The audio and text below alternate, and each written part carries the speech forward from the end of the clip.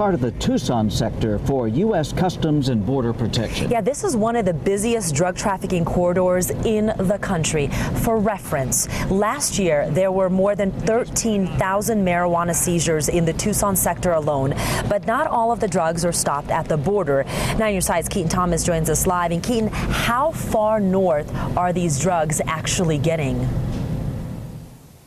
Well, very far. Right now, we're in Nogales, Sonora. This is part of a territory owned by the Sinaloa Cartel, very valuable territory that extends from Mexico through Nogales and then into Pinal County, about 100 miles to the north, where sheriff's deputies up there seizing thousands of pounds of drugs each year, but that's just not all of it.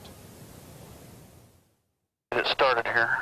High over Pinal County, the border fence is nowhere in sight, but border problems are directly underneath, like drug smuggling.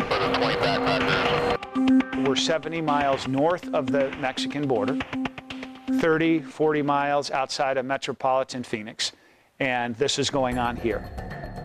That is what's frustrating to Sheriff Paul Babeu. He says his deputies are fighting the cartel too far to the north.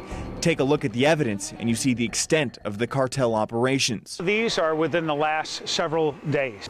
A 50-pound makeshift backpack of marijuana, a number of them here in this storage container, all of it taken in Pinal County. The going rate, about $500 per pound. Deputies seize thousands of pounds at a time, but that barely makes a dent. You're probably looking at our effect is 10% or less. How does the cartel do it? Well, we'll show you from the air. Cartel scouts sit on hilltops hidden from view. They're armed with binoculars, cell phones, and encrypted radios. They're the eyes and ears for smugglers on the ground, helping them avoid capture. You can see the smugglers' sleeping bags littering hillsides where they hide as they move to the north. All this just yards from residential areas. They eventually make the drop to waiting cars on the interstates. That's why videos like this come from Pinal County. But where is it all going? They're coming through our backyard, but they're ending up in communities all over the country.